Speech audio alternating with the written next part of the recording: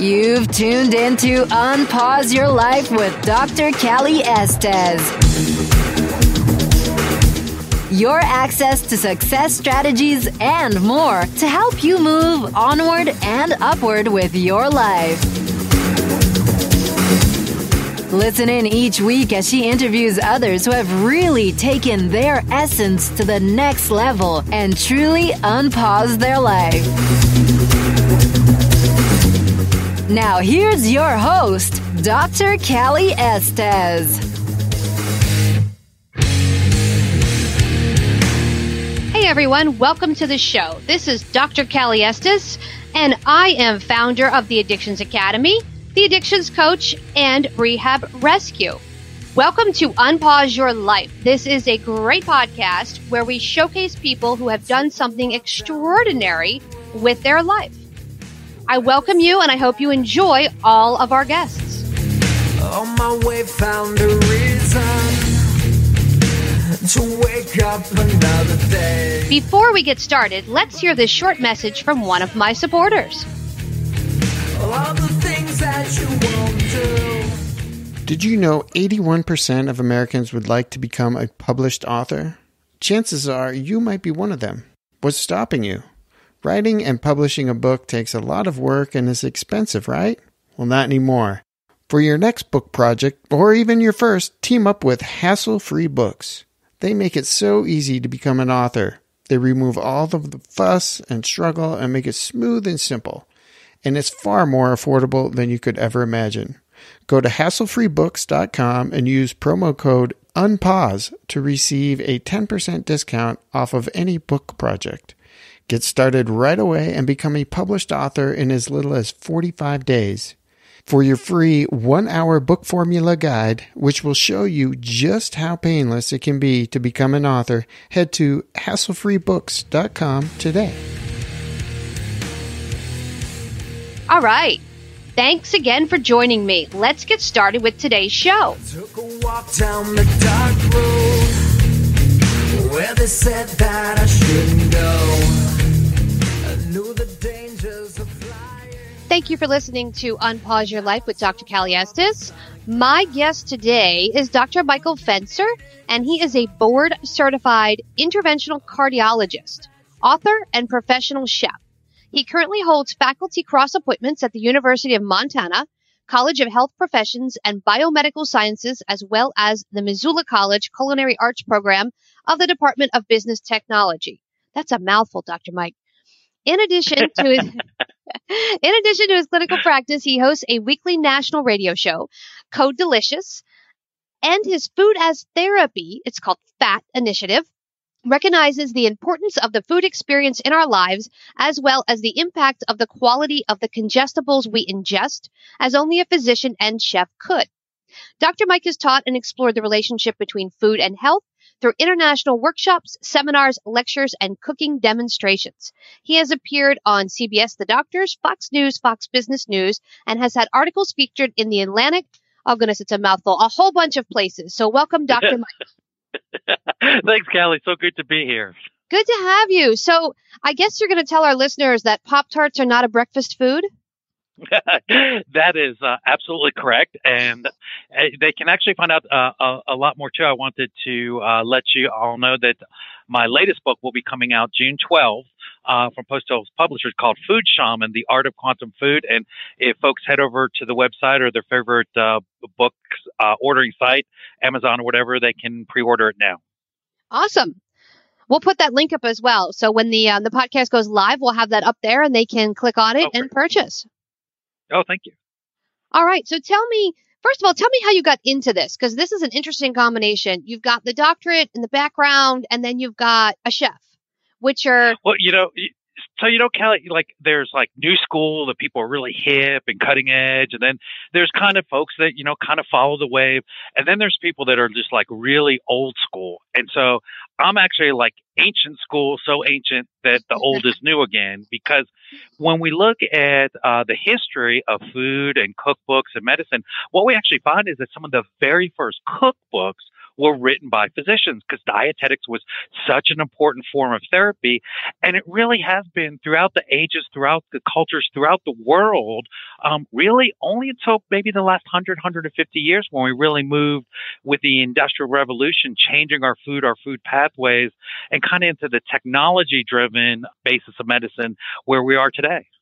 Interesting. So let me just ask this. So is there a root cause of all these problems we're having? Is it tied together? Is there synergy?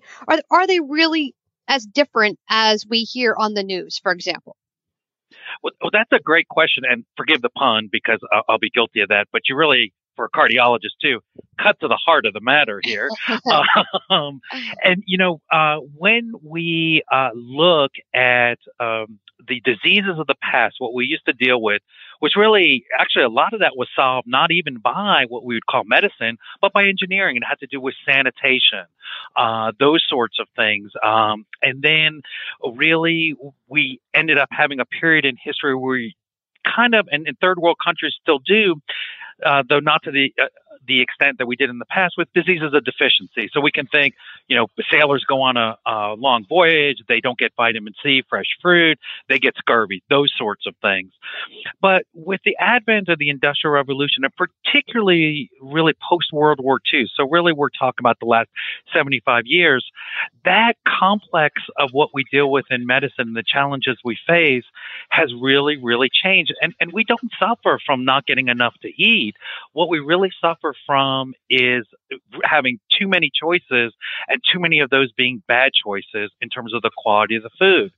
And so what we deal with today is heart disease, obesity, diabetes, cancers, inflammatory bowel diseases, neurodegenerative diseases. And on the surface, because of the way Western medicine is structured, to look at each of these in sort of different silos, they seem very unrelated. And I can tell you, having gone to medical school decades ago, dating myself here, but, when I was studying, cardiology and heart attacks were not related to inflammation of the bowel. They weren't related to things that happen in the brain and whatnot.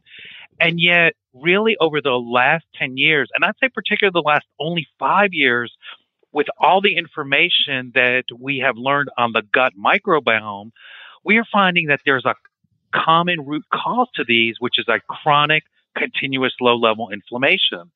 And it relates heart disease, cardiovascular disease, my area of specialty within Western medicine. But just a report a few days ago, again, confirmed that, for example, people that suffer from inflammatory bowel disease, inflammation of the gut lining, leaky gut, are at a significantly increased risk of developing heart attacks. And again, we see that inflammatory leak. We see it in neurodegenerative diseases like Alzheimer's. Again, another recent study confirmed people with arthritis, rheumatoid arthritis, other forms, psoriatic arthritis, for example, again, those associated with inflammation, guess what? You have an increased risk of heart attack, which also puts you at increased risk of diabetes, obesity, etc. So we're finding this common cause now is kind of bringing everything back together. And really, I've got to go ancient school again and quote Hippocrates. He said, all disease starts in the gut. And he figured that out 2,500 years ago. We're just catching up. Oh my God. So let me ask this. So inflammation, it sounds like the root cause of all these awful things.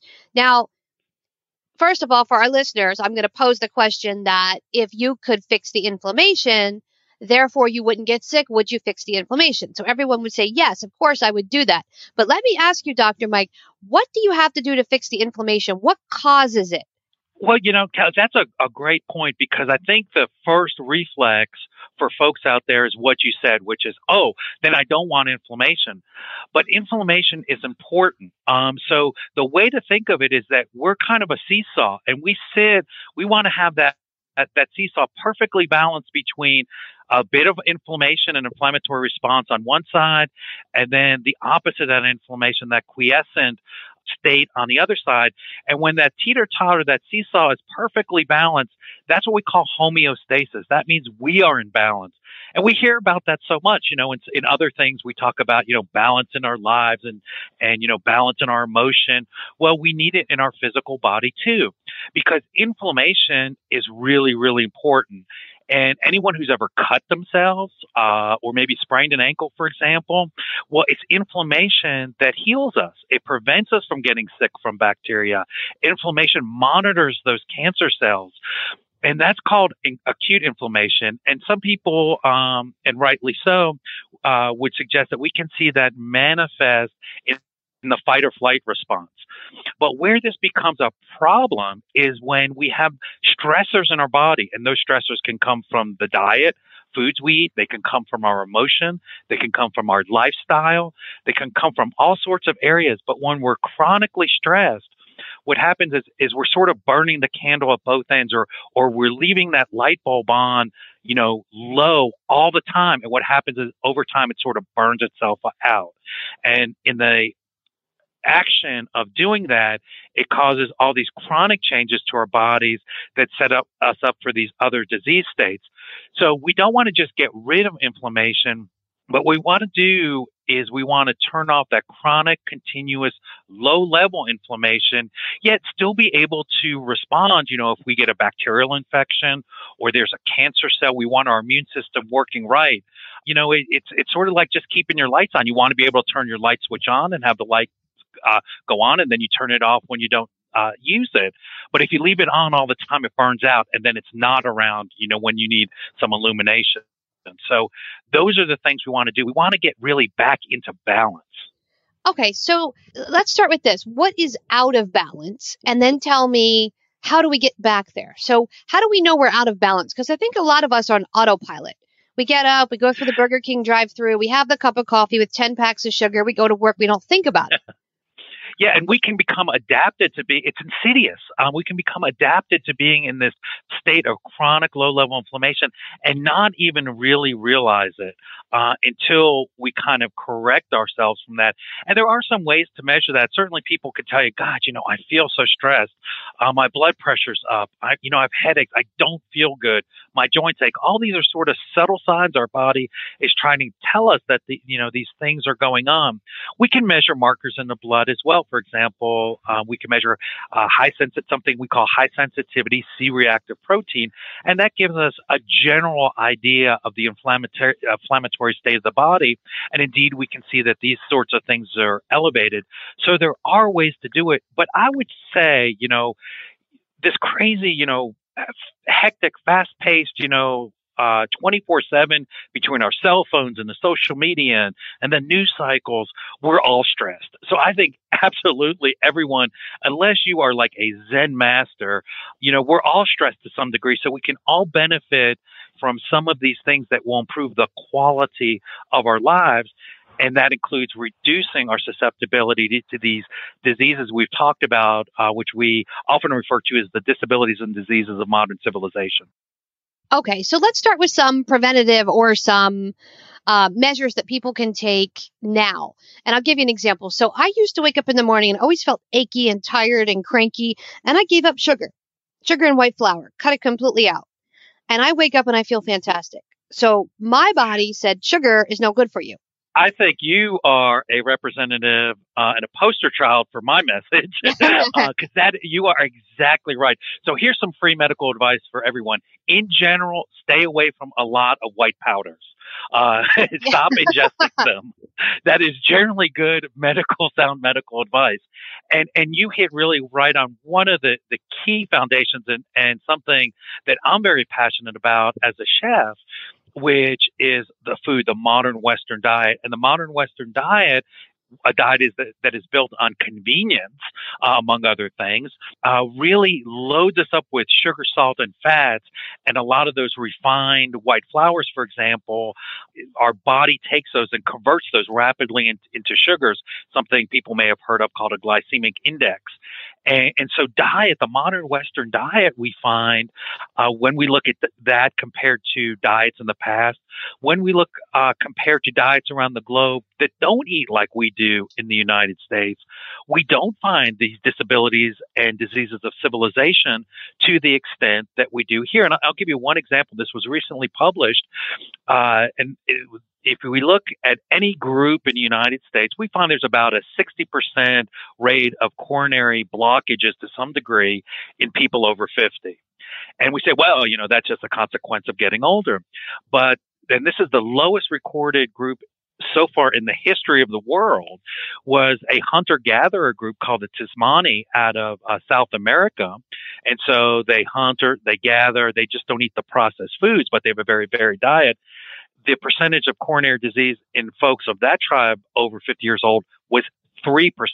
That's just a 3, not 30, Wow. 3. So a fraction Yeah.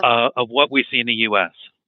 So let me ask you this question, because I have friends that are trainers and chefs and such, and I've got one that's doing this crazy, I don't know what it's called. She's putting butter in her coffee and eating bacon fat and swearing by this diet. And I said to her, that's going to clog up your heart.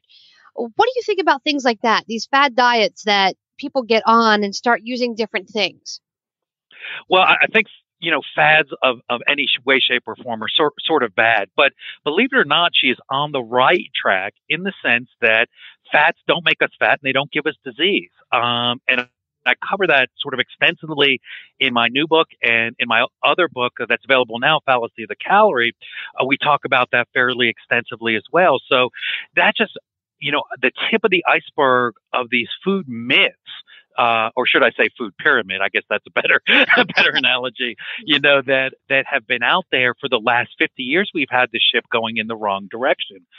But what we have to understand is that it comes down not to categories like fats or even categories like butter or red meat, but it comes down to quality, not categories. So there's a big difference between eating some processed bacon that's industrially produced from an animal that was raised under very stressful circumstances, which are what we call concentrated animal feeding organizations, the bulk of how animal products are produced in this country, and fed a diet of GMO foods, versus a heritage breed animal that was pastured, had a very good life eating what that animal eats naturally. And when we look at how those foods are raised, what we're finding is that it makes a huge difference. And again, I'll give you a quick example. When we look at, in general, how lamb, with few exceptions, in Montana, for example, it's very often pasture raised. But the bulk of the industrial lamb you go in to buy a lamb chop is, again, these kind of animal organizations, CAFOs, concentrated animal feeding organizations, a certain type of feed, GMO feed, et cetera, they have really almost no of the valuable anti-inflammatory omega-3 fats. But when we look to that same species of lamb raised in Australia or New Zealand, where they're allowed to wander the hills and be happy and frolic and, eat whatever, lambs graze on when they're on the hills, we find that they have very, very high levels of these very powerful omega-3 anti-inflammatory fats. And so it's the same product, if you will, but it's just a matter of how it was raised. And we're finding that's very, very critical. And the health of what we eat affects us. It shouldn't be a surprise, but we don't pay attention to it here. Yeah, I've noticed that. A lot of people will say, well, I'm not eating potato chips. I'm eating tons of fruits and vegetables and meat. And then I'll say, well, are you eating organic product? Or are you, just grabbing the first thing off the shelf in the grocery store? And then you find out they're doing exactly that. They're grabbing the cheaper chicken and the cheaper beef, and they're getting the GMOs, and they're getting all that stuff, and they're still getting sick, correct? Well, absolutely. And what I talk about, and where, believe it or not, this really comes from, I wish as, an academic kind of medical professional, I could say, oh, well, medicine and, cardiologists and have led the way and, all into this great insight. But gosh darn it, the credit for this really goes to chefs, because I think, Food Network came out maybe 15 years ago. So it was about that time you had a bunch of, chefs saying, I'm not ordering from these industrial places. I don't like that food. It's not real food. It doesn't taste good. I'm going to source organic locally and get stuff that has flavor. I'm buying heirloom things. Now I'm going to charge my customers more. We'll see if it works. And this whole farm to table, which we think of as a new movement, but really it's how people have eaten throughout the history of mankind, except for the last maybe 50 or 75 years. They brought this to the forefront, and people were willing to pay for food that tastes good. And what we see is over the last decade or so, people that follow this pathway tend to be healthier than people that don't. And it really, really does make a difference. So as you said, just picking those things up, about 60 to 75% of all food in a mega market supermarket contains GMOs in one form or another. That's frightening. That means you have to work. That means you have to source your food. That's interesting. You said that. I just had this conversation with my mother the other day, who's starting finally to get on the bandwagon. And I was at Whole Foods and she says, "What are you doing at Whole Foods? It's twice the price." And I said, "Well, I'd rather pay twice the price now and get the good food than end up at the doctor paying triple the price, 2 years from now because I'm eating so poorly." So I finally got her on the bandwagon of trying, some other things. And her first instinct was, well, it doesn't taste the same. Well, and I said, well, a banana isn't supposed to taste like the bag of sugar that you're used to eating. A banana is sweet. You got to get used to the fruit. So it's been about a year and a half now, 2 years. She's been doing that where she's off the sugar, but everything was sugar, cakes, pastries, candies. So she would do the fruit and say it doesn't taste right.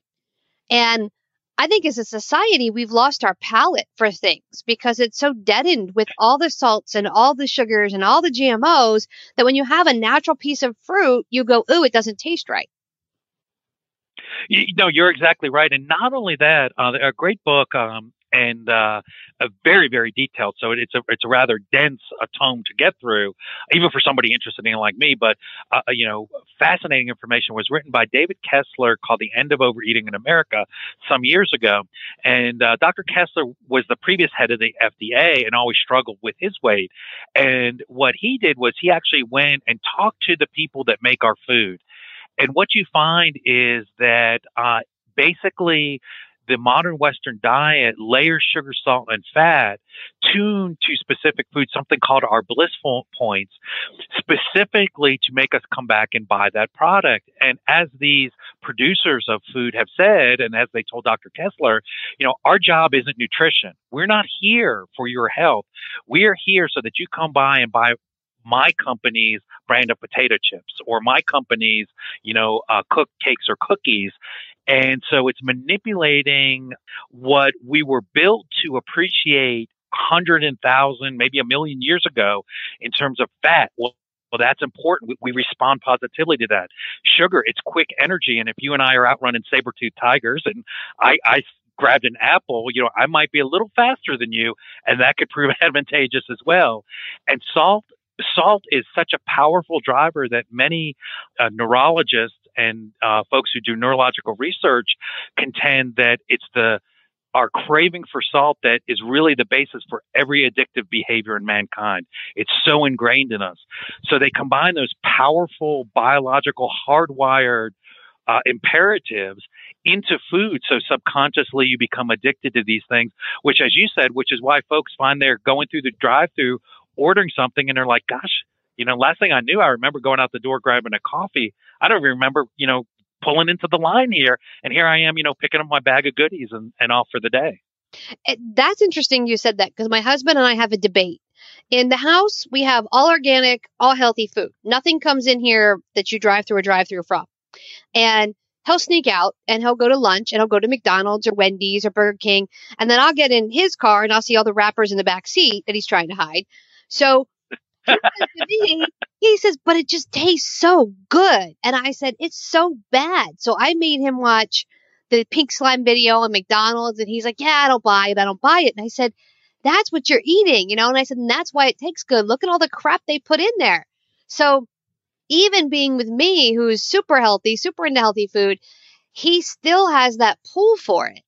Why is that? Is it that the chemicals get so ingrained in your system, or what happens? It's addiction, because remember, you talked about sugar that, we chatted on. Sugar uses the same neurological pathways as heroin. Okay. Yeah. And there's an opioid, a problem, and heroin and so on and so forth. It's using the same pathways. It's just using a different white powder, as we talked about at the beginning. So this is really forming an addiction. And you've got to break that addiction. In my line of work, what I draw a parallel to is a big tobacco. Nobody disagrees that when you start smoking cigarettes, you get an addiction to cigarettes. And, these folks, it isn't incredibly hard to break that habit. But like you're talking about with the food, when people finally get away from it and they can get some distance, I would have, and very often still have, folks come into the office and they say, doc, I was smoking 2 packs, 3 packs a day. And now that I haven't smoked in 2 months, I can't even be around somebody who smells like a cigarette. What was I thinking? Yeah. And it's the same thing with food. Once you break that addiction, what you'll find is not only do you not crave that, but because, actually my very first job in the food industry was in fast food in college. And as a starving college student, when I did closeout, I was bringing bags of that stuff home for me and my roomies. And so we were, addicted until, all of a sudden I kind of looked at myself in the mirror and said, my gosh, what's going on here? The only difference is, the stuff I've been eating for free when we get it at closeout. Now, that stuff would make me physically sick. But at one point in my life, I'd adapted to totally live on it. Our bodies are remarkable. We will adapt, but make no mistake, if you adapt to that modern Western diet, you will pay a price. Every bill comes due sooner or later. I think one of the keys to breaking that addiction is utilizing the recipe or the formula, and that's originally what prescriptions were. RX actually stood for recipes. Really? Is really good, tasty food. So we flavor our food the old-fashioned way with herbs and with spices, and we bring these things, back into our diet, and we reacquire a palate. And Cali, I'm telling you, probably like you, once you do that, you don't even crave those things. You find yourself repulsed by them. You want real food that tastes good, that satisfies, and that makes you feel good. It's like you can feel your body saying, "Hey, thanks. We're enjoying this." And it turns out, lo and behold, a lot of these herbs and spices, they are loaded with natural benefits for us. So it's kind of a plus win-win. That's another thing that's interesting that you say. I dragged my husband to an organic restaurant and I didn't tell him anything. It was organic and it had all like no dairy, no soy. I didn't say a word. And we ordered, it was a chili and it was fantastic. And he was raving. He's like, this is so good. It's got good flavor and it's got spices and it tastes so good. And then for dessert, we had cheesecake, which wasn't cheesecake, of course. It had cashew nuts and non-dairy, non-sugar. And I said, what did you think? And he said, it was really, really good. And I said, you realize you just ate real food. And he looked at me and he goes, what do you mean? I said, you eat food, like not junk. And he said, I feel good. I don't feel tired. I don't feel sluggish. I said, yeah, this is how you're supposed to eat. You were like the helpful trickster, I do this with my clients. I work with a lot of addicts and they come to me because they got clean and sober off of drugs, but in treatment, they give you candy and they give you cake and they tell you can have all the sugar. So they're coming to me going, now what? Now I've put on 40 pounds and I'm eating sugar instead of doing whatever drug. So we talk about how we're going to get off of that. So it's just fascinating to me. Like the chemical side, the side you see is how it interacts inside the body. Well, you're not the only one. I mean, I think it was maybe in the late 90s, early 2000s, you could go to the American Heart Association and they would tell you instead of eating saturated fat, if you feel that urge, suck on, some hard, candy. Mm-hmm. Which was nothing but sugar. And so all they're doing and your clients are doing is sort of trading one addiction for another. And what you're doing when you take somebody there and you awaken that palate and you get them to experience that real food. And then they find that, wow, I ate this meal. It was absolutely delicious. And I feel good. I don't feel bloated. I don't feel like, I've got to go take a nap for 6 months. That sort of feeling. And I have more energy, after doing this for a week. That becomes that positive feedback cycle that we can get people to break this addictive behavior. And, particularly for folks at home, because obviously it's difficult to get this kind of food when you're out on the road, unless you, like you have done, research those places that serve that type of cuisine, really using the herbs and spices, some basic culinary techniques. And, we can get folks back on their way to awakening their palate, feeling good, being better, being healthier. And it's just a positive feedback. And a lot of that too, I'm glad to say when we look at a lot of the foods you and I are talking about, we're talking about things that are done very sustainably, humanely, it's not only just good for us, but it's good for our communities when we, buy and eat local, good for our regions, good for the earth in general. So, I think that is a very positive thing that also feeds back on itself in the long run. Absolutely. I'm excited for your book to come out. I'm going to get a couple copies for my clients because I think they all need to hear and understand this, not just from a talk level, but actually see the science behind it. Yeah. And the fallacy of the calories out, that's kind of like the very scientific heavy primer. Food Shaman, which is coming out, builds on that foundation and looks at some of these, kind of softer edges, which we're finding out is so very important. And, we spent some time talking about, the very mechanics of the food, as the foundation. But what we're also finding out, it's not just what we eat, but how we eat, with whom we eat, how we eat.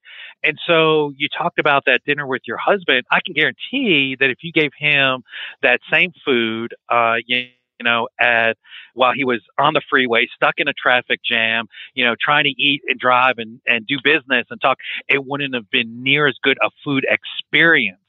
And so that's something I think in the larger scope, which we have to incorporate into our healthful approach, our wellness, is understanding food, outside of a test tube. It's not about RDAs or percent fat, is it?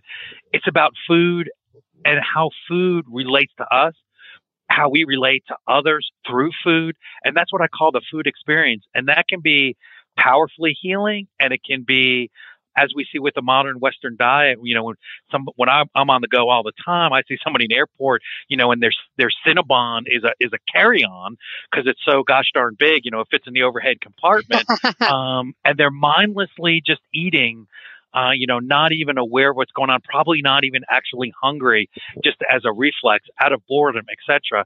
So, I think understanding the food experience, and in terms of relational, how it relates to us, relates to our body, but more importantly, how we relate to others through food and them to us. Very interesting.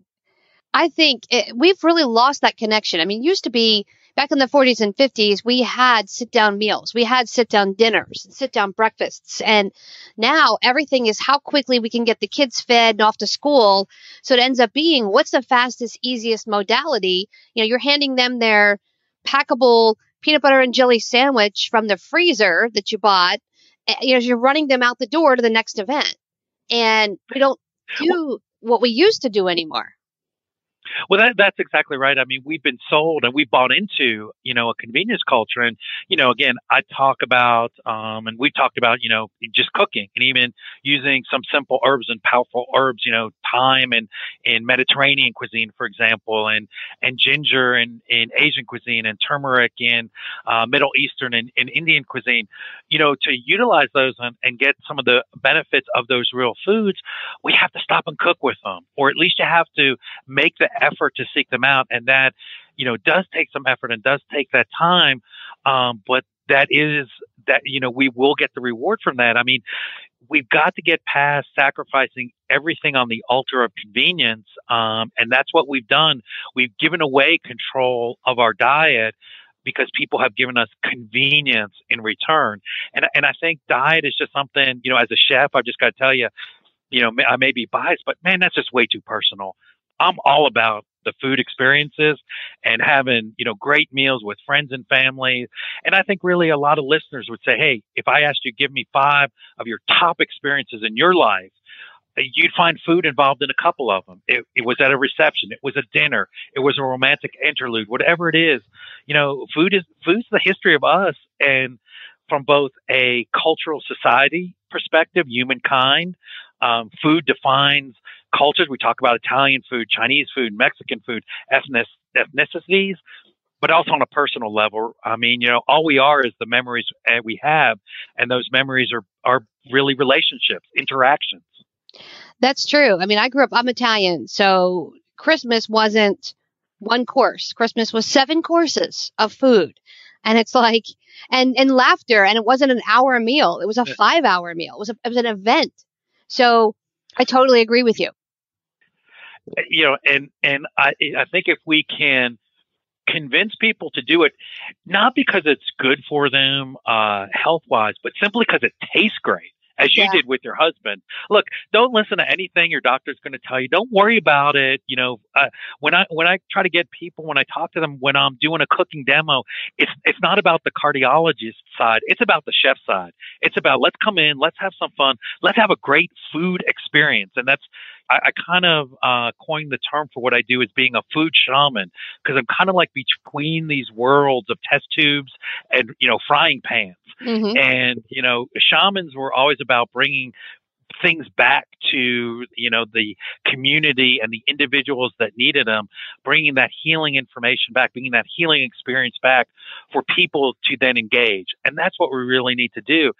And when they follow that, because it tastes great, what they're going to find is that the consequence of kind of returning to our natural roots, to becoming more authentic in their lives, at least with their diets, is that they're going to be suffering less from what we started the show about, which is these disabilities and diseases of modern civilization that have at their root this chronic, continuous, low-level inflammation.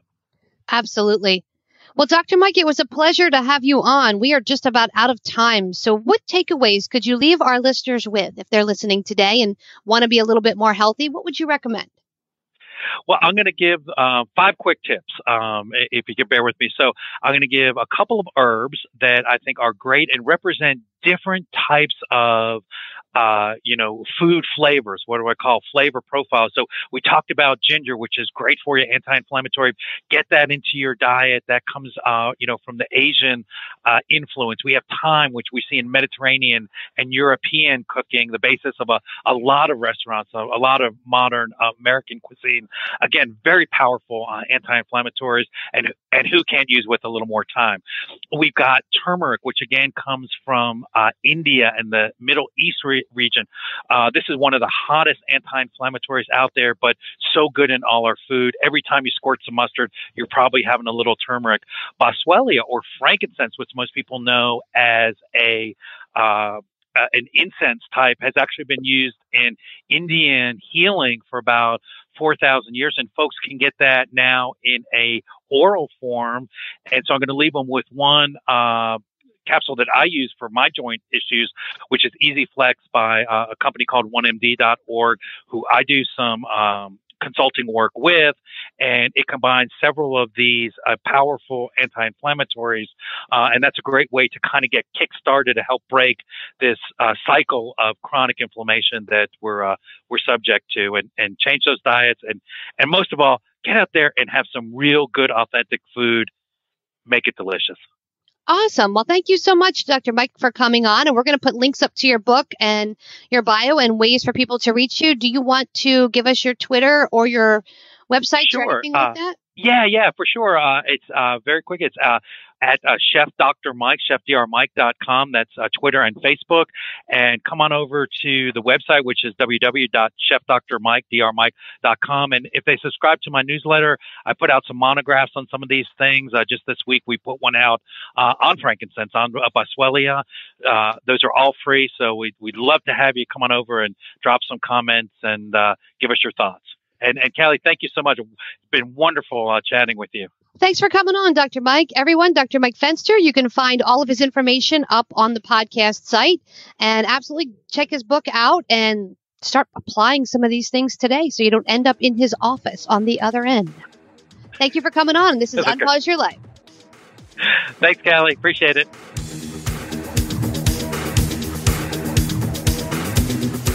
Hey everyone, thanks again for listening. I really hope you enjoyed the show today. Head on over to iTunes and Apple Podcasts and leave a comment or review of what you think. Or contact us at 1-800-706-0318. If you want to be on our show, feel free to email or call. And if you have a topic, feel free to email or call as well. Thanks for listening to Unpause Your Life. For show notes and more, head on over to unpauseyourlife.com.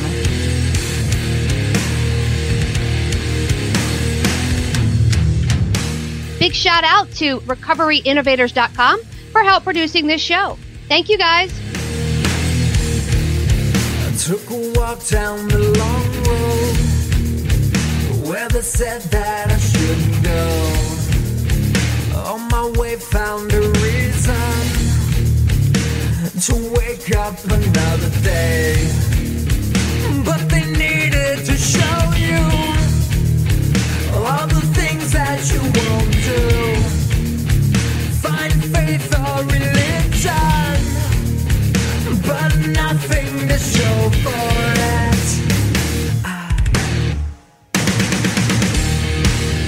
No need to escape, in love with my pain. I may be weak, but I'm alive, still alive, and I won't be bound by your mistake. No, I won't be your enemy, trapped at the gate. Bring me to life, put me to death. Just give me something that's just not so hard to believe. To believe. To believe.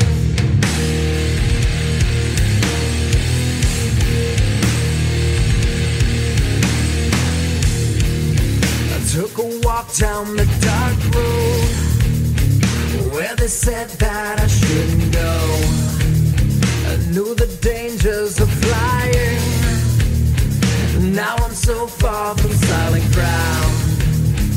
But they needed to show you all the things that you won't do. Find faith or religion, but nothing to show for it.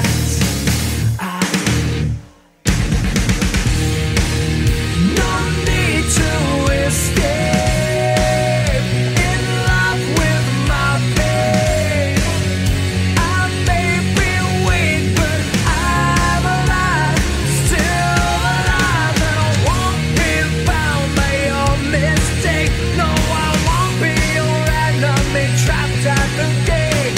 Bring me to life, put me to death. Just give me something that's just not